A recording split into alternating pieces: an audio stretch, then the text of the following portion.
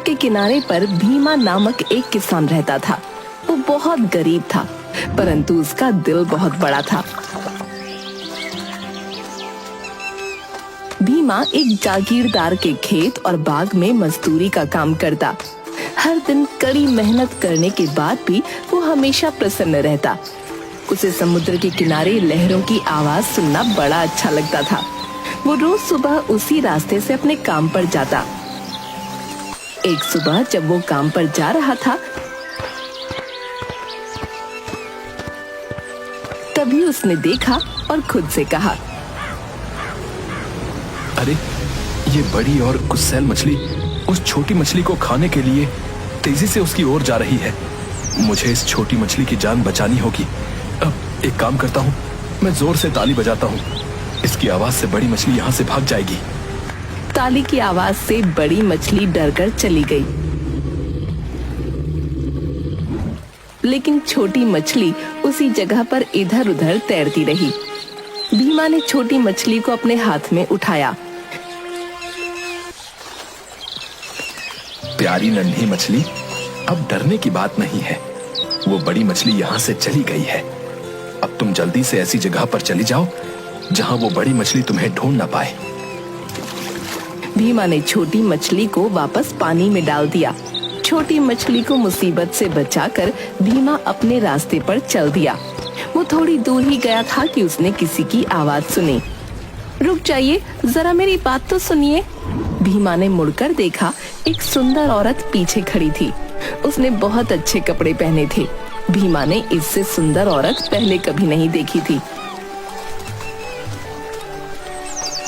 ये तो कोई परी लगती है, लेकिन इस परी जैसी दिखने वाली औरत को भला मेरे जैसे गरीब किसान के साथ क्या काम हो सकता है? शायद मुझे ही गलतफहमी हुई है कि ये मुझे बुला रही है। भीमा बिना कुछ कहे फिर से चल दिया। मैं आपको ही बुला रही हूँ। मैं नेरिया के राजा की संदेशवाहक हूँ। आपने नेरिया के राजा की इकलौती बेटी की जान बचाई। मैं आपको अपने साथ ले जाने आई हूँ। आपको मेरे साथ समुद्र के अंदर नेरिया राज्य चलना है।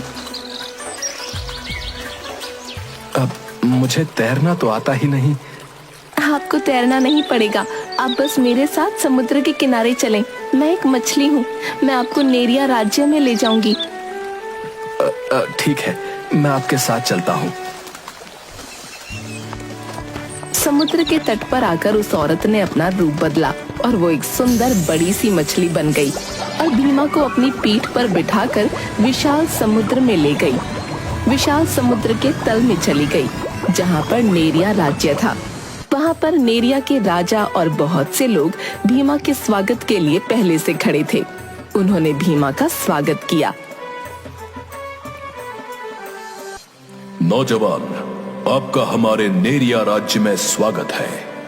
हम सब आपके बहुत आभारी हैं, जो आपने हमारी राजकुमारी के प्राणों की रक्षा की। भीमा को अभी भी समझ नहीं आ रहा था कि वो किसके बारे में बातें कर रहे हैं। तभी राजकुमारी ने अपना रूप बदला और वो छोटी सी मछली बन गई, जिसके प्राण भीमा ने बड़ी मछली से बचाए थे। वो फिर अपने रूप में आकर बोली, आपका बहुत बहुत धन्यवाद। अगर आज आप ना होते तो मैं यहाँ जीवित खड़ी नहीं होती। मैंने तो सिर्फ मदद की, इसमें कोई हैरानी की बात नहीं है। हमने आपके स्वागत और सम्मान में एक छोटा सा जश्न रखा है। सब अंदर जाते हैं। वहाँ पर जल परियों ने अपना नृत्य प्रस्तुत किया और भीमा के सम्मान में बढ़िया भोजन भी बना था। जश्न खत्म होने के बाद, महाराज, अब मुझे आज्ञा दीजिए, मुझे जाना होगा। युवक, आपने हमारी इकलौती पुत्री और हमारी राजकुमारी के प्राणों की रक्षा की है, इसलिए हम आपको कोई उपहार भी देना चाहते हैं। महाराज, मैं किसी की मदद इसलिए नहीं करता कि मुझे बदले में उनसे कुछ चाहिए। मुझे लोगों की मदद करना अच्छा लगता है और उससे मुझे जो खुशी मिलती है वही मेरा पुरस्कार होता है। नहीं, आपको कोई पुरस्कार तो लेना ही होगा। आप बताइए, आपको क्या चाहिए? मुझे आपकी बेटी की सहायता करने का सौभाग्य मिला, मेरे लिए यही बहुत है। मेरी कोई और कामना नहीं है। मैं सच कह रहा हूं महाराज, मुझे कुछ भी नहीं चाहिए। हम आपको ऐसे खाली हाथ नहीं जाने दे सकते। ठीक है, तो आप मुझे वो छोटा सा शंख दे दीजिए। महल में सन्नाटा सा छा गया। सब उसे देखने लगे। वो तो जादुई शंख है। हमारे राज्य में ऐसा दूसरा एक भी शंख नहीं है। महाराज, अगर ऐसा है तो ये शंख यहीं आपके पास ही रहना चाहिए। कोई पुरस्कार पाने की कामना तो मेरे मन में है ही नहीं।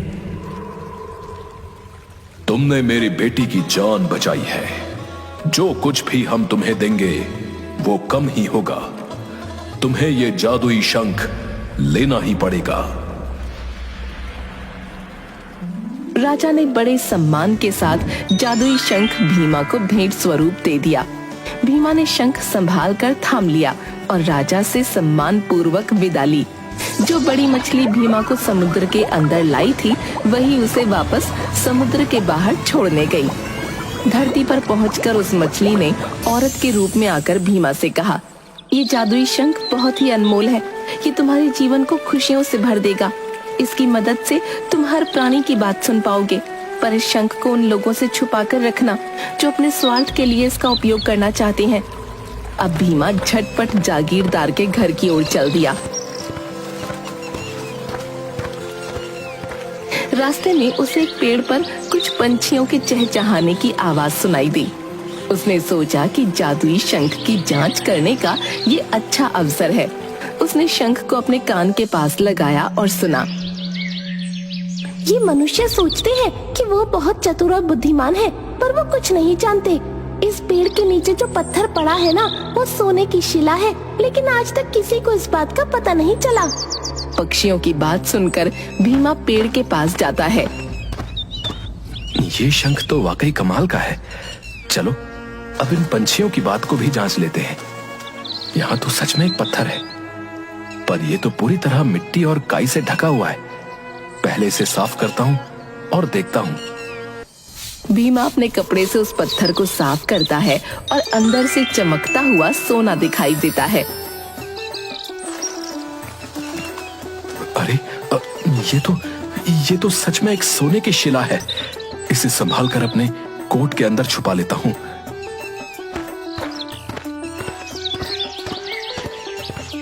वो जागीरदार के घर पहुंचता है।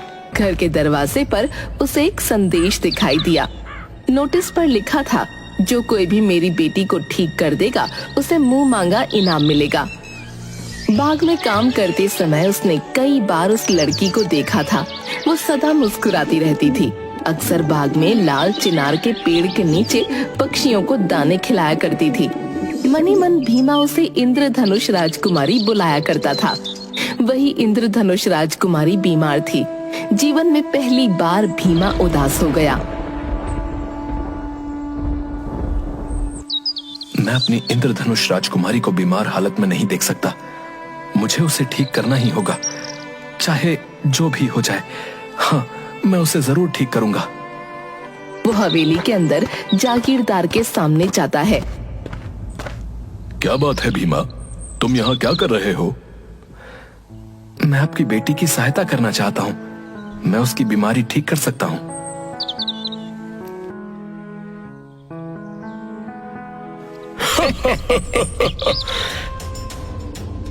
जागीरदार के पास बैठे लोग प्रसिद्ध वैद्य थे, जिन पर जागीरदार को बहुत विश्वास था। अगर हम उस लड़की का इलाज नहीं कर पाए तो ये फटीचर गवार क्या कर पाएगा?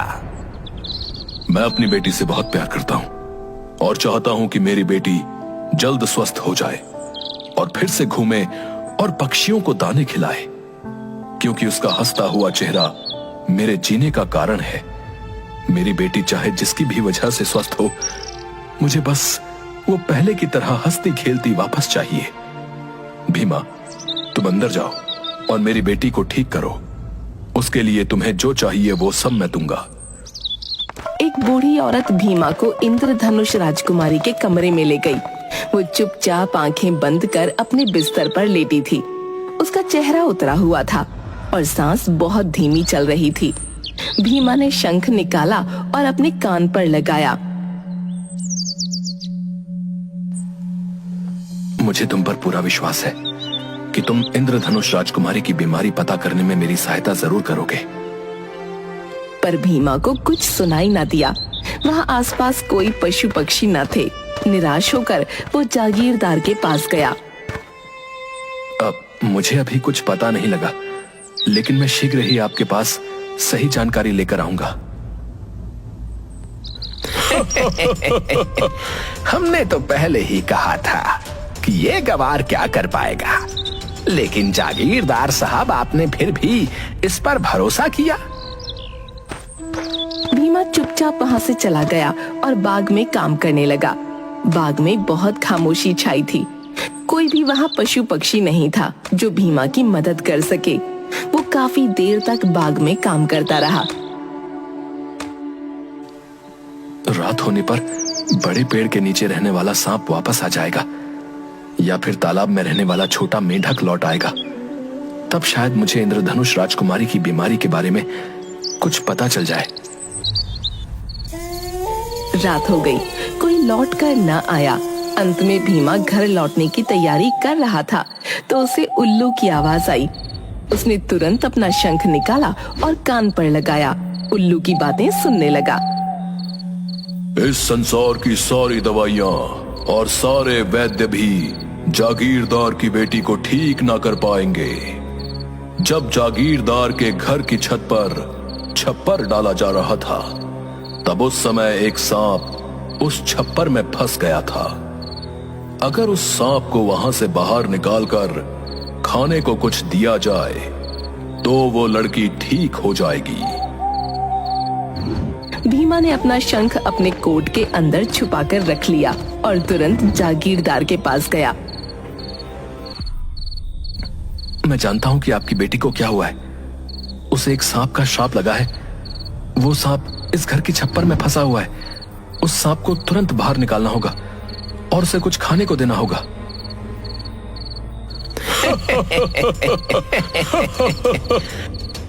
अभी जाकर छप्पर लगाने वाले को बुलाओ। उन्हें कहो कि इस घर का सारा छप्पर उखाड़ फेंक दें। छप्पर लगाने वाले आते हैं। तुम सब जल्दी ही इस घर के पूरे छप्पर को उतार कर नीचे रखो। इसमें एक सांप फंसा हुआ है। जी मालिक, हम सब जल्दी ही ये काम पूरा कर देते हैं। उन्हें छप्पर की घास में फंसा एक सांप दिखाई दिया। भीमा, तुम बिल्कुल सही कह रहे थे। यहाँ तो सच में एक सांप अधमरी हालत में पड़ा हुआ है। बेचारा बहुत तकलीफ में है। जल्दी इसके खाने के लिए कुछ लेकर आओ।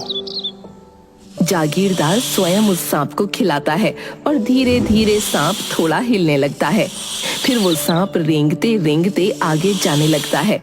तभी इंद्रधनुष राजकुमारी अपने बिस्तर से उठकर खड़ी हो गई। जागीरदार की खुशी का ठिकाना न रहा। वो भीमा से बड़ी विनम्रता के साथ बोला, तुमने मेरी बेटी को स्वस्थ किया है। इस उपकार के लिए मैं तुम्हें कुछ देना चाहता हूँ। तुम्हें जो चाहिए वो तुम मुझसे मांग सकते हो। वैसे तो भीमा को दूसरों की सहायता करने में ही सुख मिल जाता था, लेकिन जीवन में पहली बार उसने अपने लिए कुछ मांगने का सोचा और ईमानदारी से कहा, जमींदार साहब, मैं आपकी पुत्री इंद्रधनुष राजकुमारी को बहुत पसंद करता हूँ और उनसे विवाह करना चाहता हूँ। अगर आप सच में मुझे कुछ देना चाहते हैं तो मेरा विवाह आपकी पुत्री के साथ कर दीजिए।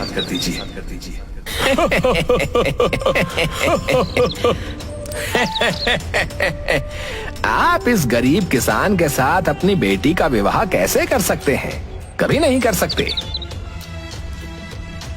जागीरदार ईमानदार आदमी था और अपनी बात का धनी भी। उसने भीमा की इच्छा पूरी करने का वचन दिया था। वो बहुत समझदार था। उसने खूब सोच विचार कर भीमा से कहा, ठीक है, मैं अपनी बेटी का विवाह तुम्हारे साथ कर दूंगा, परंतु मेरी एक शर्त है। तुम्हारे पास इतना धन होना चाहिए कि तुम मेरी बेटी की जीवन भर अच्छी देखभाल कर पाओ।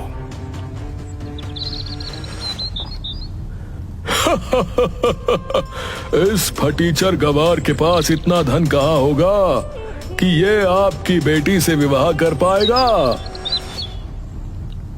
भीमा ने कोट से सोने की शिला निकालकर जागीरदार को दिखाई और कहा, मुझे लगता है कि इतना धन आपकी बेटी और हमारे बच्चों के जीवन भर की देखभाल के लिए पर्याप्त होगा। अब सबका हंसता हुआ चेहरा बिल्कुल उतर गया था। सब आंखें फाड़ फाड़ कर उस सोने की शिला को देख रहे थे। जागीरदार ने मुस्कुराकर कहा, हाँ, इतना तो बहुत ही पर्याप्त होगा। भीमा और इंद्रधनुष राजकुमारी का विवाह तय हो जाता है। सब बड़े खुश होते हैं। विवाह की तैयारी शुरू हो जाती है। अचानक विवाह के एक दिन पहले राजकुमारी गायब हो जाती है। ये खबर भीमा तक भी पहुंची।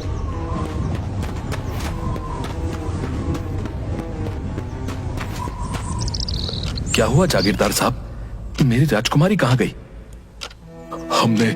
हमने उसे सब जगह ढूंढा, लेकिन उसका पता कहीं नहीं चल रहा। सुबह अपने कमरे में थी, नाश्ता करने के बाद उसे किसी ने नहीं देखा। भीमा, मैं तुम्हारे हाथ जोड़ता हूँ, कहीं से भी मेरी बेटी को ढूंढ कर ला दो। मैं अपनी राजकुमारी को ढूंढ लूंगा और बहुत जल्द राजकुमारी हमारे साथ होगी। मुझे तुम पर पूरा विश्वास है।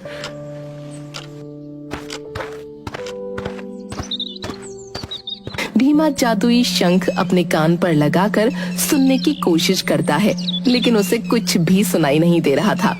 2 दिन हो गए, राजकुमारी का कुछ पता नहीं चला। न जाने क्यों ये जादुई शंख कुछ नहीं बता रहा है। यहाँ कुछ भी पता नहीं चल रहा है। शायद मुझे कहीं और जाना होगा। जादुई शंख, तुम्हें मेरी मदद करनी होगी। भीमा जादुई शंख को लेकर कई जगह जाता है और पता लगाने की कोशिश करता है कि राजकुमारी कहाँ है। निराश होकर भीमा उस तट पर जाता है जहाँ से वो नेरिया राज्य में गया था, और वहाँ उसे मछलियों के बात करने की आवाज आती है। क्या बात है, तुम इतनी उदास क्यों हो? कल मैं तट पर थी, तभी मैंने कुछ लोगों को एक लड़की को जबरदस्ती जहाज में बिठाकर तट की दूसरी तरफ ले जाते देखा। वो लड़की कौन थी? क्या तुम उसे जानती हो? नहीं, मैं तो उसे नहीं जानती, लेकिन वो बहुत रो रही थी और भीमा भीमा चिल्ला रही थी। काश मैं ये बात किसी ऐसे इंसान को बता सकती जो उस लड़की की मदद कर सकता। अरे, ये मछलियां मेरी इंद्रधनुष राजकुमारी के बारे में ही बात कर रही हैं। सुनो मछलियों, मेरी बात सुनो। परंतु वे मछलियां भीमा की बात नहीं समझ पाती। मुझे जल्दी समुद्र के उस तट पर जाना होगा, लेकिन मैं समुद्र के कौन से तट पर जाऊं? मुझे कैसे पता चलेगा कि वो बदमाश मेरी राजकुमारी को कहां ले गए हैं? मुझे कुछ समझ में नहीं आ रहा है, मैं क्या करूं? तभी उसे नेरिया के राजा की याद आती है।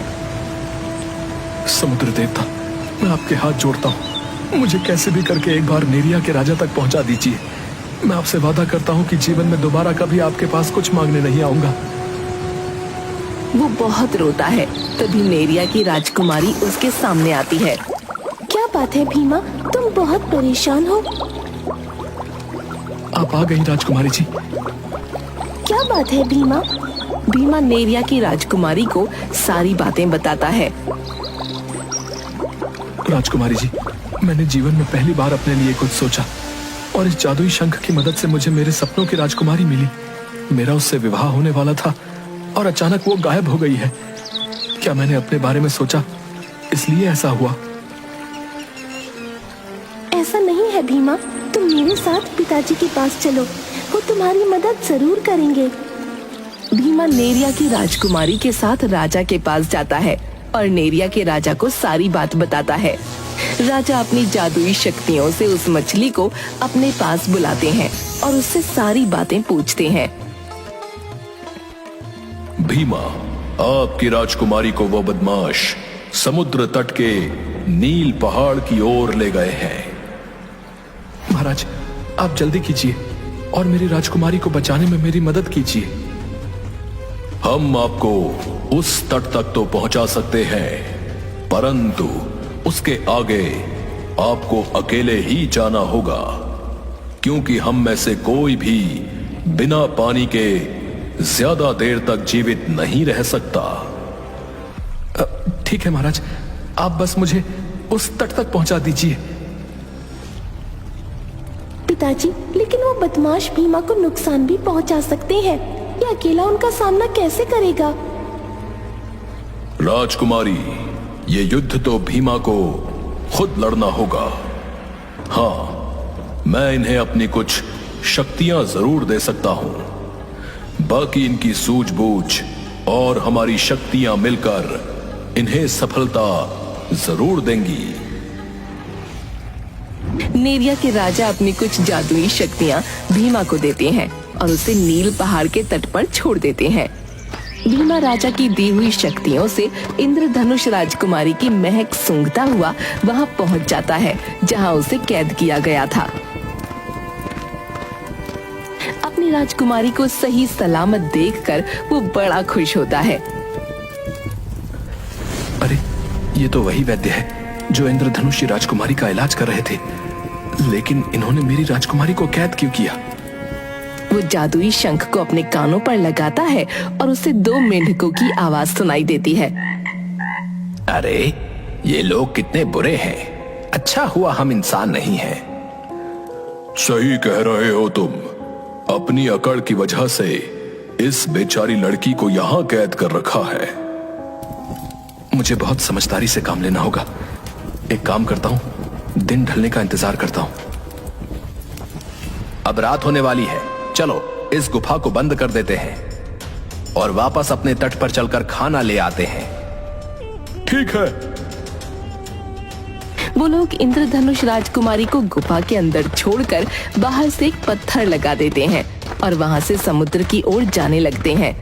उनके जाते ही भीमा वहां जाकर पत्थर को सरकाने की बहुत कोशिश करता है, लेकिन वो अकेला उस पत्थर को नहीं हटा पाता। तभी उसे नेरिया के राजा की दी हुई एक और शक्ति के बारे में याद आता है और वो उस शक्ति का प्रयोग करके पत्थर को हटाता है। मैं जानती थी भीमा, तुम जरूर आओगे, मुझे पूरा यकीन था। मेरी राजकुमारी संकट में हो और मैं उसे बचाने न जाऊं, ऐसा कभी नहीं हो सकता है। ये लोग तुमसे बदला लेने के लिए मुझे यहाँ ले आए। मुझसे बदला? इनकी मुझसे क्या दुश्मनी है राजकुमारी? तुमने मेरी जान बचाई, इस वजह से इन्हें ऐसा लगता है कि लोग इनका मजाक उड़ाएंगे, और अगर मेरी तुमसे शादी हो गई तो इन्हें सारी जिंदगी लोगों के ताने सुनने होंगे। और ये वैद्य अपने बेटे का विवाह मुझसे जबरदस्ती करवाना चाहता है। परंतु मैंने कभी किसी का मजाक नहीं उड़ाया है और मेरी राजकुमारी मेरी है, किसी और की कभी नहीं हो सकती। मैं जानती हूँ भीमा, लेकिन ये लोग तुम्हें नहीं समझते। ये लोग पिताजी के लिए भी खतरा है। इन सब का इंतजाम मैं यहीं कर दूंगा। चलिए राजकुमारी, हमें जल्द यहाँ से निकलना होगा। भीमा राजकुमारी का एक नकली रूप बनाकर उस गुफा में रख देता है और एक जादुई दरवाजा बना देता है। उनके वहां से जाने के बाद जैसे ही वैद्य और उसके लोग वहां आए, वो हमेशा के लिए उस गुफा में कैद होकर रह गए। वो दोनों वहां से भागते हैं और समुद्र की तरफ बढ़ते हैं, लेकिन रास्ता भटक जाते हैं। अब क्या होगा भीमा? अब हम समुद्र के पार कैसे पहुँचेंगे? आप बिल्कुल फिक्र मत कीजिए, मैं आपके साथ हूँ। भीमा नेरिया के राजा का दिया हुआ जादुई पंख निकालकर हवा में उछालता है और बोलता है, जादुई पंख, ले चल हमें समुद्र के पास। और वो जादुई पंख समुद्र की दिशा में उड़ने लगता है और उसके पीछे पीछे भीमा और राजकुमारी भी चल देते हैं। तभी उन्हें सामने समुद्र का तट दिखता है। भीमा देखो, हम समुद्र के तट पर आ गए। हाँ राजकुमारी, अब हम बहुत जल्द यहाँ से निकल जाएंगे। पर हम ये समुद्र पार कैसे करेंगे? यहाँ तो कोई जहाज नहीं है। आप फिक्र मत कीजिए, मैं हूं ना आपके साथ। हे समुद्र देवता, आप हमारी आवाज नेरिया के राजा तक पहुंचा दीजिए। हम दोनों यहाँ सुरक्षित हैं, बस हमें ये समुद्र पार करना है। तभी वहाँ नेरिया की राजकुमारी आती है। भीमा, तुम्हें और तुम्हारी इंद्रधनुषी राजकुमारी को सकुशल देखकर बहुत प्रसन्नता हुई। राजकुमारी, ये सब तो आपके और महाराज की वजह से हुआ है, नहीं तो मैं तो अपनी राजकुमारी को कभी नहीं ढूंढ सकता था। नहीं, ये सब तुम्हारी अच्छी नियत का फल है। नेरिया की राजकुमारी उन दोनों को समुद्र पार कराती है।